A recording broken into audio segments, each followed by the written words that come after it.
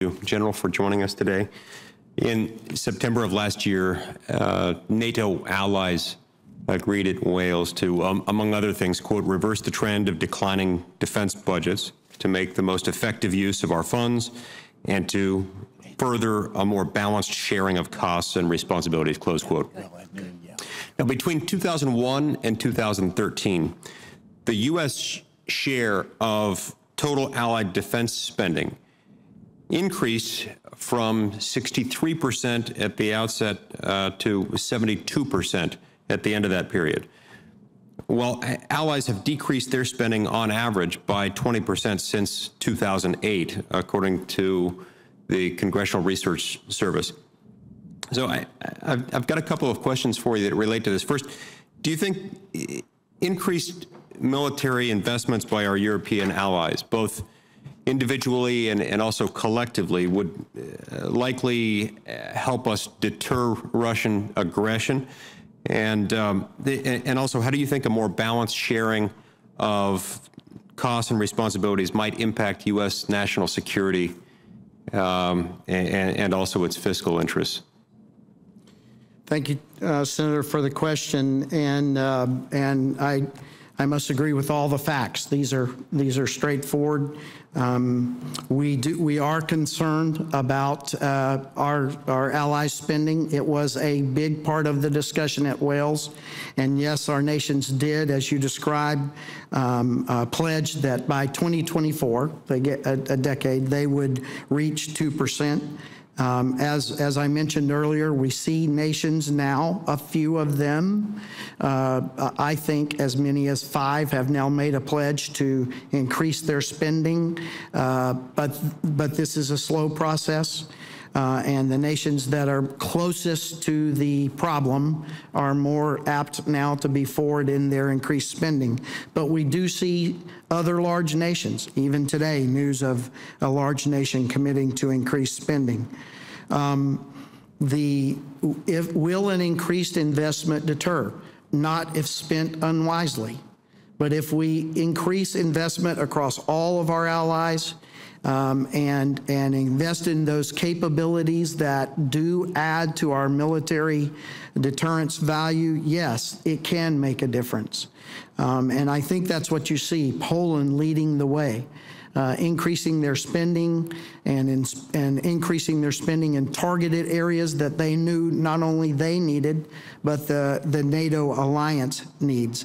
And so these are important. It'd make a difference, and it'd make a difference to us. It would also make a difference toward deterring Russian aggression. And on the point of Russian aggression, so Secretary Kerry on April 27th, very recently at the Nuclear Non-Proliferation Treaty Review Conference, stated that the United States is still willing to negotiate with Russia a series of nuclear reductions that would take us below the New START treaty levels. All of this despite Russia's aggression in Ukraine and despite Russia's violation of the INF treaty announced last year. So let me ask you, do you think that the security situation in Europe today is more stable or less stable than it was before the New START treaty was ratified? Senator, I would say that the security situation in Europe is less stable, but it's not based on the nuclear piece. That's not what worries me. What worries me is Russia as a nation now adopting an approach that says they can and will use military power to change international borders or take over international states. That's what I truly worry about every day.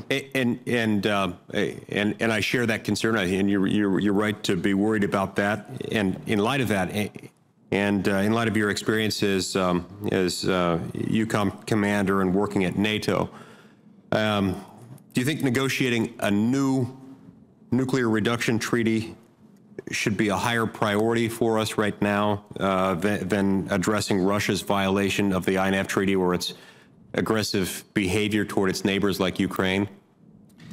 So, Senator, I kind of agree with your construction at the end there. It's very important that we continue to address I think, a lot of people's primary concern, which is this more conventional problem.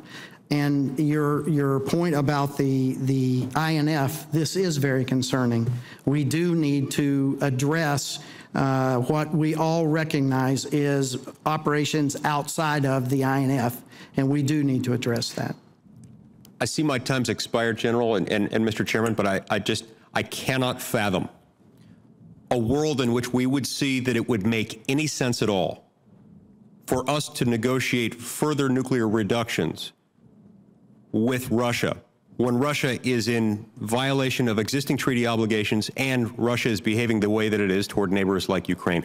I cannot fathom it, and I don't think the American people can support it.